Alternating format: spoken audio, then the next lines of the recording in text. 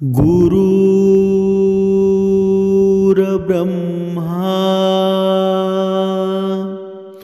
गुरुर्विष्णू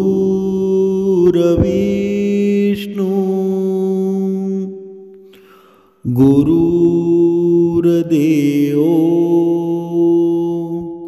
महेश्वरा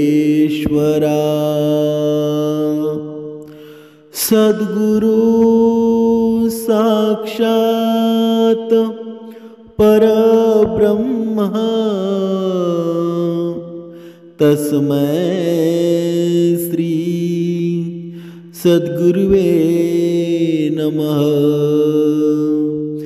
जय जय रघुवीर समर्थ श्रीराम समर्थ। ओम श्री गुरु दत्तात्रेय श्रीपाद श्री वल्लभाय नमः। सद्गुरु चरणांना नतमस्तक होऊन आपण या निरूपणास सुरुवात करूया। या शुभ्र सकाळच्या वातावरणामध्ये सर्व मायबाप श्रोत्यांचं सज्जनांचं स्वागत आहे। समर्थ सांगत आहेत की प्रत्येक मनुष्य आहे बघा, त्याचे कर्म जर चांगले असतील तर तो नक्कीच स्वर्गामध्ये जाऊ शकतो। पण स्वर्गामध्ये जाण्यासाठी कर्म कसे करावे लागतात बरं? बघा, एखादा राजा असेल, एखादा धन संपत्ती पैशावाळा व्यक्ती असेल, तो स्वर्गात जाऊ शकतो का? की गरीब असेल तो स्वर्गात जाऊ शकतो का? असे भरपूर प्रश्न आजच्या या मनुष्याच्या जीवनामध्ये निर्माण झालेले आहेत। पण सद्गुरू समर्थ दर वेळेला आपल्या भक्ताला बघा नेहमी प्रत्येक प्रश्नाचं उत्तर बघा काटेकोरपणे देत असतात। पण समर्थ सांगत आहे की या आजच्या या कलियुगातल्या मनुष्याचं एक सत्य आहे की स्वर्गात जाण्याचा विचार तर सोडूनच द्या, तो भक्ती सुद्धा करतो ना, तो धन पैसा श्रीमंत होण्यासाठी त्याला असं वाटत असतं की मी भक्ती करून श्रीमंत होईल, देव माझ्यावर प्रसन्न होईल आणि मला धनवान बनवेल। पण तो आयुष्याचा मात्र विचार करतो का? की खरा आयुष्य आहे ते मृत्यूनंतर चालू होणार आहे। खऱ्या यातना आहेत त्या मृत्यूनंतर चालू होणार आहेत। पण जर आताच चांगले कर्म केले, धनाच्या पाठीमागे न लागता या कर्म जर श्रेष्ठ असतील तर स्वर्गामध्ये नक्कीच आजचा हा मनुष्य सुद्धा जाऊ शकतो की नाही? बघा, समर्थ सांगत आहेत की मनुष्याच्या बघा जोपर्यंत लोभ आहे, अहंकार आहे, तोपर्यंत चांगली भक्ती घडेल का? पण समर्थांनी पुढे सांगितलं आहे की स्वर्गात जाण्याचा अधिकार कोणाला असतो बरं? बघा, जो भक्ती मार्ग करतो तो स्वर्गात जाऊ शकतो का? बघा, आणि दुसरा व्यक्ती असतो जो भक्ती मार्ग करत नाही, काहीही करत नाही, आपले कर्म नित्य नेमाने करत असतो, माणुसकी धर्म पाळत असतो। आणि दुसरा व्यक्ती असतो तो भक्ती मार्ग करतो। बघा, पूर्ण दिवस वाचन पठण चालू असतं, पण माणुसकी धर्म तो जपत नाही। तर असा व्यक्ती बघा स्वर्गलोकी पोचेल का? त्याला स्वर्गाची प्राप्ती होईल का? असे असंख्य प्रश्न आजच्या या मानवाला पडलेले आहेत। आणि याच प्रश्नांवर बघा समर्थांनी सांगितलेलं आहे की नक्की स्वर्गप्राप्ती करण्यासाठी या मनुष्याला काय करावं लागेल बरं? बघा, समर्थांनी सांगितलं आहे की आजच्या या कलियुगातला माणूस आहे बघा, आजच्या या कलियुगातला हा मनुष्य आहे की बघा नकळत कुणाकडून चूक झाली तरीही त्याला तो क्षमा कधी करत नाही। बघा आपल्या कुटुंबामध्ये सुद्धा असे भरपूर मुलं आहेत, अशी भरपूर आई वडील आहेत का ते एकमेकांशी बोलत सुद्धा नाही. बघा, माणसाची चूक होणं, आयुष्यामध्ये चूक होणं म्हणजे आयुष्य नव्हे. बघा, एक चूक कोणाची झाली असेल ना तर ती क्षमा करायला शिका. कारण चूक म्हणजे आयुष्य कधीच नसतं. कारण असं म्हणतात की बघा, हा माणूस आहे ना, हा चुकीचा पुतळा आहे आणि ज्यावेळी चूक होते तेव्हाच तो बघा सुधारत असतो.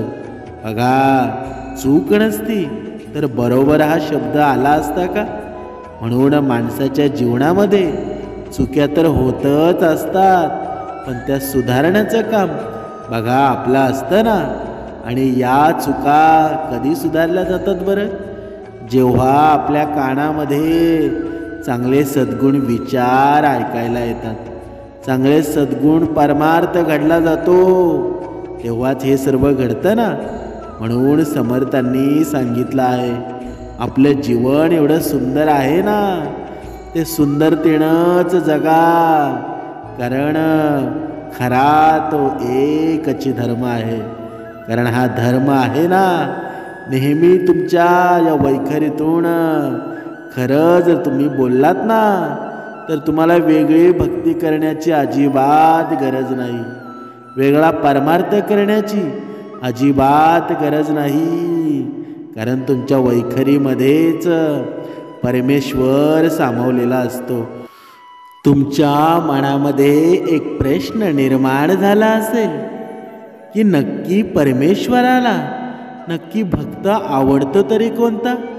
बघा, भक्ती केल्याने सुद्धा स्वर्गप्राप्ती होते असं तुम्ही ऐकून असाल, पण जो भक्ती करत नाही तो सुद्धा स्वर्ग प्राप्ती करू शकतो. तो कसा बरं? बघा, आपण एका उदाहरणाद्वारे स्पष्ट करूया. समर्थ सांगत आहेत की बघा, एकाच वेळी पृथ्वीवर बघा 4 लोकांचा मृत्यू एकाच वेळी होतो आणि ते चौघेही वेगवेगळ्या प्रदेशातले असतात, वेगवेगळ्या ठिकाणामध्ये राहणारे असतात. बघा, आणि योगायोगाने बघा चौघांचीही अंतिम वेळ एकाच वेळी आलेली असते आणि यमदूत चौघांनाही नेण्यासाठी पृथ्वी तलावर येतात आणि त्या मरणाऱ्यांमध्ये एक तर कुठल्या तरी राज्याचा राजा असतो, दुसरा एक मोठा श्रीमंत असतो आणि तिसरा पुजारी असतो आणि जो चौथा असतो ना तो बघा तुमच्या आमच्यासारखा एक गरीब मजूर असतो. तो दिवसभर मेहनत करून त्याच्या परिवाराचा पालनपोषण करायचा. बघा, चौघांची आत्मा घेऊन यमदूत यमराजाच्या दरबारात पोचतात. बघा, ही गोष्ट आहे, ही गोष्ट नसून हे आपल्या जीवनाचा परिक्रम आहे. हे सर्वांनी लक्षात घ्या आणि लक्षपूर्वक ऐका. कारण तुमच्या जीवनामध्ये बघा तुम्हाला विचार करायला भाग पाडणारे हे उदाहरण आहे. बघा, ते यमदूत यमराजाच्या दरबारामध्ये पोचतात आणि चौघेही यमराजासमोर बघा जाऊन उभे राहतात. चौघेही विचार करत असतात, कोण स्वर्गात जाणार आणि कोण नरकात जाणार. बघा, आपली ही परिस्थिती तशीच झालेली आहे. कसं? बघा, आपण भक्ती मार्गामध्ये आहोत. बघा, आपण सध्या विचार करतोय की आपण एवढी भक्ती करतोय, बघा एवढं पुण्य करतोय, आपण स्वर्गातच जाणार. बघा, सगळ्यांचा हा मीपणा आहे की मी स्वर्गात जाणार आहे. पण परमेश्वराला आवडणारा नक्की भक्त कोणता आहे? बघा, या कथेमधून आपण बघूया. बघा, प्रत्येकाला वाटत असतं की मीच स्वर्गात जाणार. बघा, पुढे धर्मराज अजूनही तिथे आलेले नसतात ते येण्याच्या बघा अगोदरच हे चौघेही आपापसामध्ये बोलत असतात की मीच स्वर्गात जाणार. बघा असे म्हणत होते.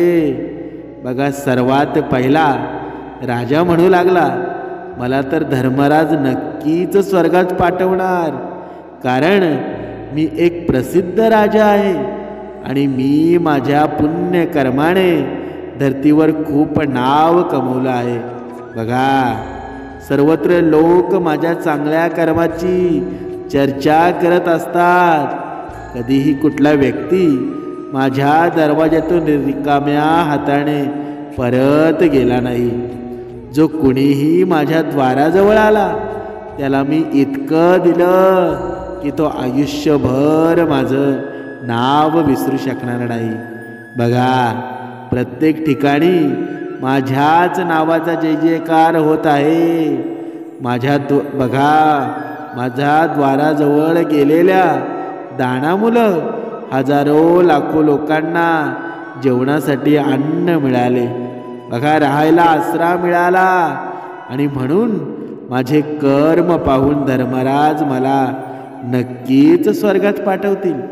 बघा माणसाचा मीपणा असतो ना, थोडे जरी पुण्य कमवलं तरी माणसाचा भक्ती मार्गामध्ये कसा मीपणा तयार होतो. बघा माणूस स्वतःला श्रेष्ठ समजायला लागतो की बघा देवाला सुद्धा तो बघा आपल्या आग्रह खातीर म्हणायला लागतो. बघा हे राजाचं बोलणं ऐकून तो एक श्रीमंत व्यापारी म्हणू लागला, बघा मी तर पृथ्वीवर राहून खूप जास्त प्रमाणात पैसे कमवले आहेत आणि त्या कमवलेल्या पैशातून मी लाखो रुपये लोकांना मदत केली आहे. बघा मी माझ्या कमाईतील 11वा हिस्सा नेहमी गरिबांच्या दुबळ्यांच्या मदतीसाठी वापरला आहे.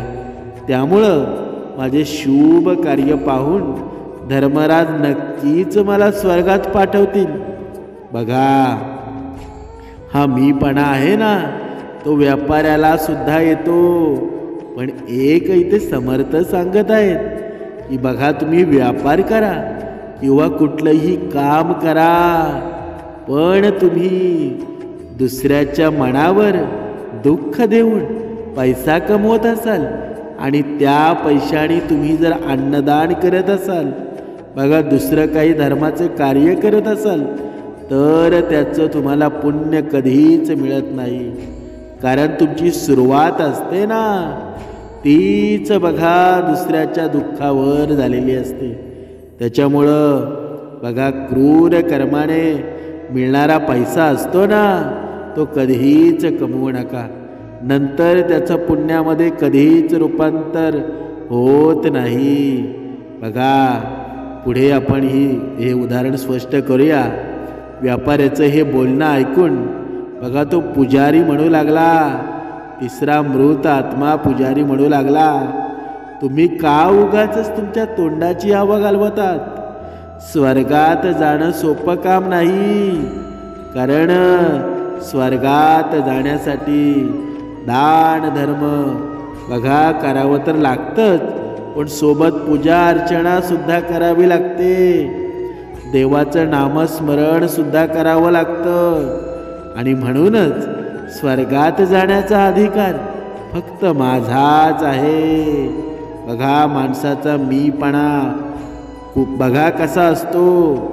कारण मी देवाची खूप जास्त प्रमाणात पूजा अर्चना केली आहे, नामस्मरण केलं आहे. माझे पूर्ण जीवन देवाचं नामस्मरण करण्यातच व्यतीत झालं आहे आणि माझ्या या शुभ कर्मामुळं धर्मराज माझ्यासाठी स्वर्गाचा दरवाजा उघडतील हे मला चांगलंच माहीत आहे. बघा अशा प्रकारे जेव्हा तिघांनी ते स्वर्गात जाण्यासाठी कसे पात्र आहेत हे सर्वांना सांगितलं आणि त्यानंतर ते तिघेही त्या चौथ्या व्यक्तीकडे, त्या मजुराकडे पाहू लागले की पाहूयात हा आता काय म्हणतोय ते. बघा याने सुद्धा काहीतरी चांगले कर्म केले असतीलच ना. बघा की याने फक्त त्याचं पूर्ण आयुष्य मजुरी करण्यातच घालवलं आहे. बघा तो मजूर गपचूक तिघांचं म्हणणं ऐकत खाली मान करून उभा होता. इतक्यातच धर्मराज चित्रगुप्तासोबत दरबारात हजर होतात. चित्रगुप्ताच्या हातात एक मोठं पुस्तक असतं आणि ज्यामध्ये सर्व प्राणी मात्रांच्या कर्माचा लेखाजोखा लिहिलेला होता.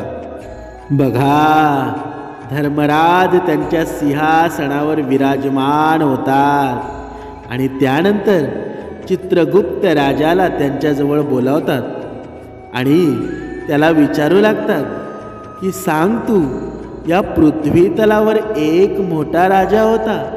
तू तुझ्या जीवनामध्ये कोणकोणते पुण्यकर्म केले आहेस बरं? आणि किती लोकांना तू दुःख दिलं आहेस? किती लोकांचं तू भलं केलं आहेस? बघा मी माझ्या पुस्तकात पाहून हा निर्णय घेईल की तू स्वर्गात जाऊ शकतो की नाही बरं. बघा तेव्हा मोठ्या गर्वानं राजा त्याने केलेला कर्म सांगू लागतो. हे भगवान, मी एक खूप मोठ्या राज्याचा राजा होतो. माझं राज्य खूपच आनंदी होतं. माझ्या राज्यात दीन दुबळे गरीब लोक खूपच कमी होते. सर्व लोक माझ्या राज्यात खूपच आनंदामध्ये जीवन व्यतीत करत होते. मी माझ्या राज्यातील लोकांना बघा कोणत्याही गोष्टीची कमी कधी पडू दिली नाही. मी नेहमीच त्यांना मदत करत असे. माझ्या राज्यात प्रत्येक भुकेलेल्याला भोजन मिळायचं. लाखो रुपयांचं धन मी दान करत असे. माझी प्रजा खूपच आनंदात होती.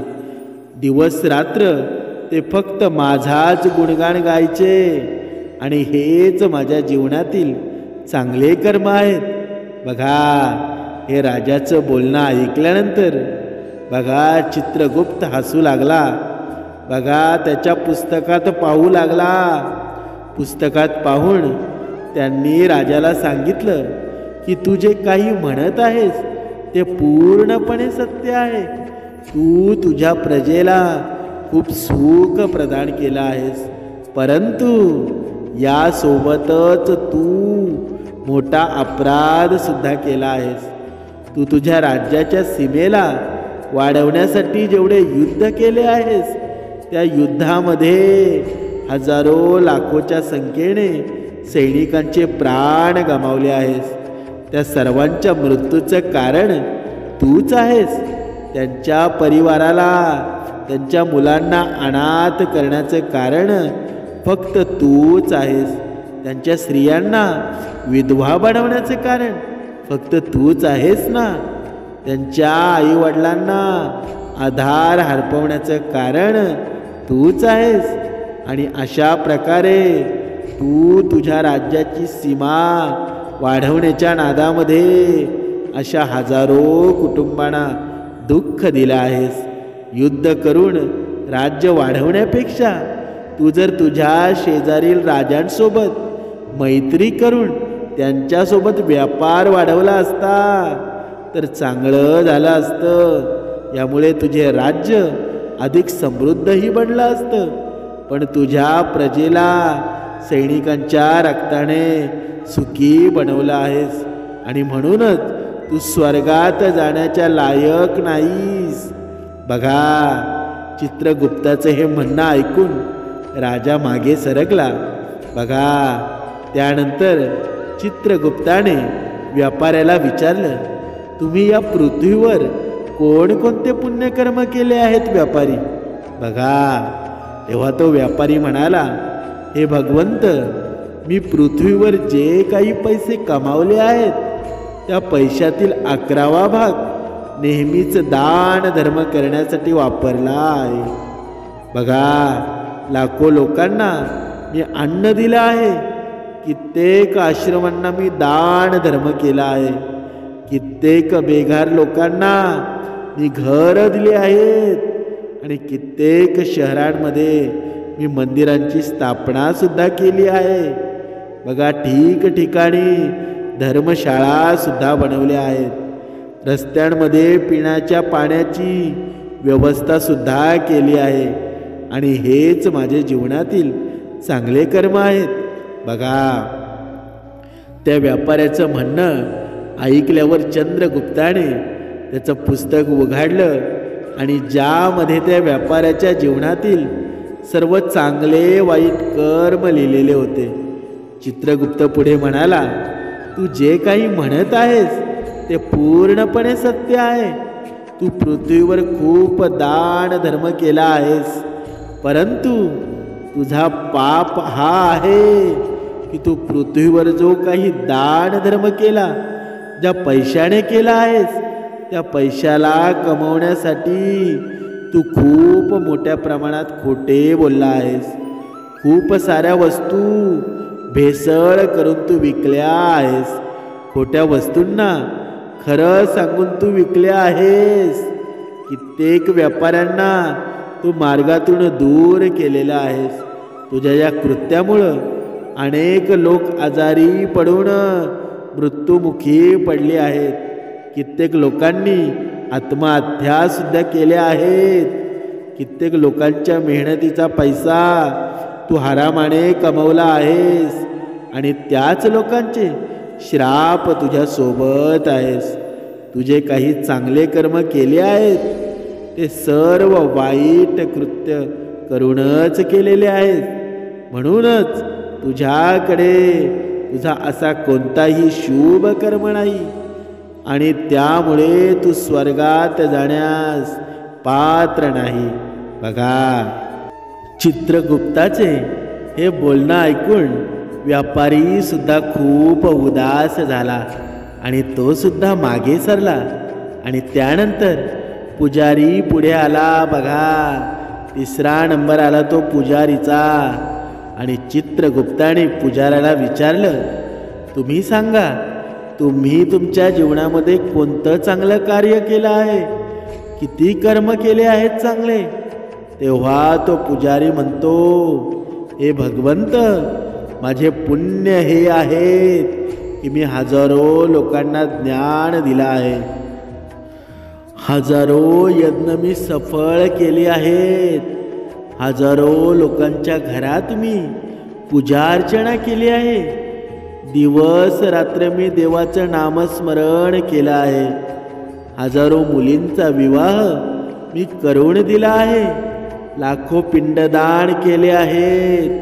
श्राद्ध मी केले आहेत आणि अज्ञानी लोकांना मी योग्य मार्ग दाखवलेले आहेत. आणि यापेक्षा अधिक शुभ कर्म आणखी काही असू शकतात मला काही वाटत नाही. बघा,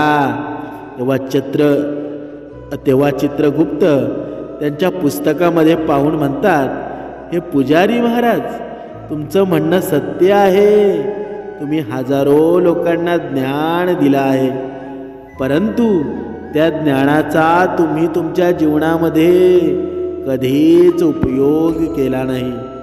तुम्ही हजारो शेकडो यज्ञ पूजा केल्यात, परंतु त्यामध्ये निस्वार्थ भावनेने केलेलं असं कोणतंही कर्म नाही आणि म्हणूनच तुम्ही स्वर्गात जाऊ शकत नाही.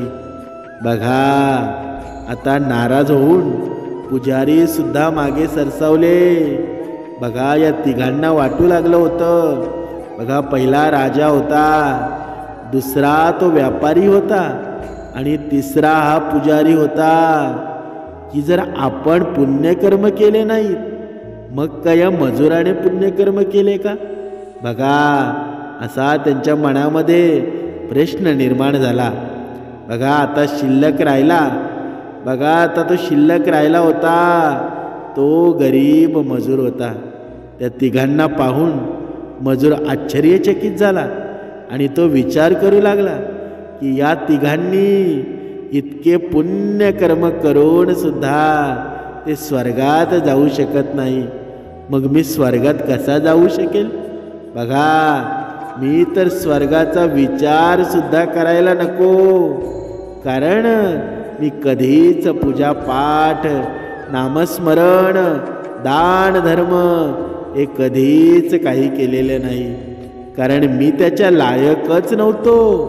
मी तर फक्त मेहनत मजुरी करून, मोल मजुरी करून माझ्या परिवाराचा पालन पोषण करत होतो. मी शुभ कर्म कुठून करणार? मजूर ह्या सर्व गोष्टींचा विचार बघा करतच होता.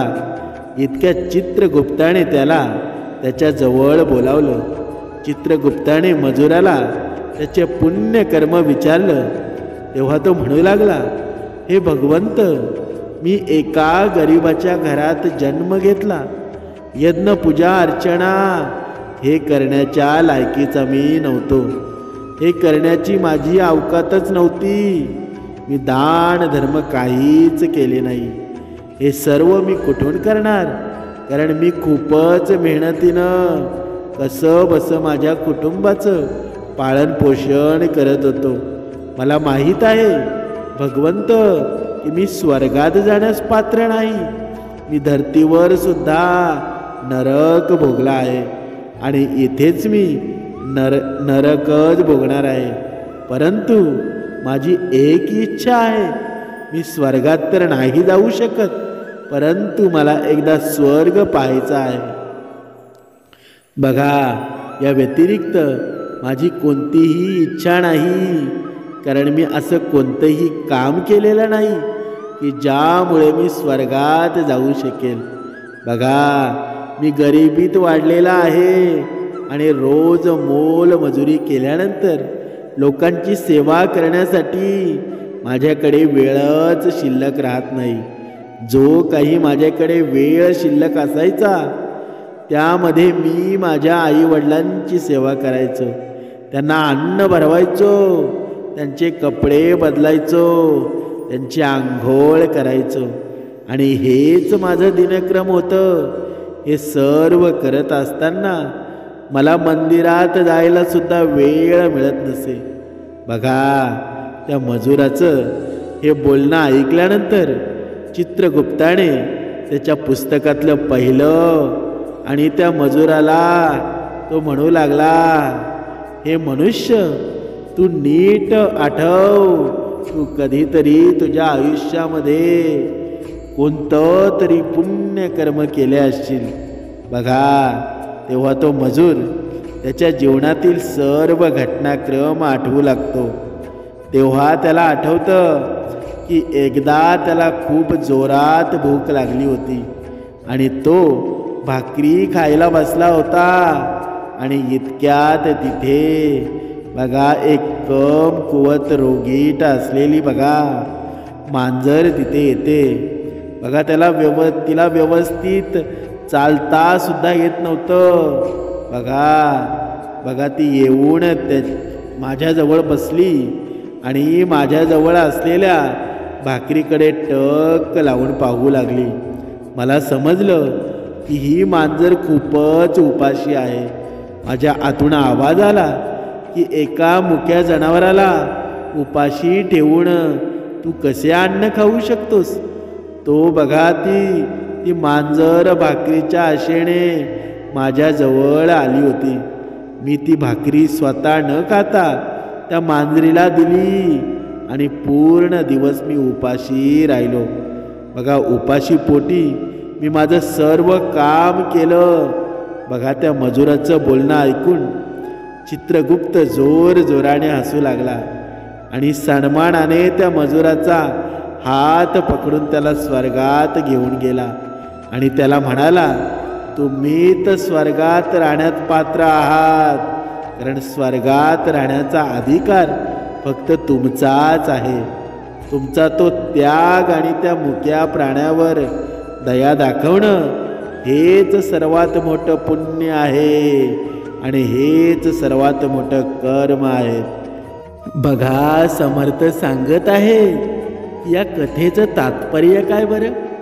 बघा, मनुष्य जे पण काम करतो ते निस्वार्थ भावनेने करतो, त्याचेच पुण्य त्याला मिळत असतात. कारण निस्वार्थ भावनेने केलेली छोट्यात छोटी लोकांची सेवा देखील तुमचे शेकडो पाप धुवून टाकत असते. स्वार्थ ठेवून केलेलं शुभ कर्म कधीच फलदायी नसतात. आणि म्हणूनच नेहमी लक्षात ठेवा की जीवनामध्ये शुभ कर्म नेहमी निस्वार्थ भावनेने करावं. बघा, असं असू नये की तुम्ही कोणाकडून धन चोरून किंवा लुबाडून घेऊन त्यानंतर त्या धनामधील काही हिस्सा शुभ कार्यात लावून दान धर्म करून असं मानत असाल तर तुम्ही पुण्यकर्म केले आहेत. तर असं धन तुम्हाला नरकात जाण्यापासून कधीच थांबू शकणार नाही.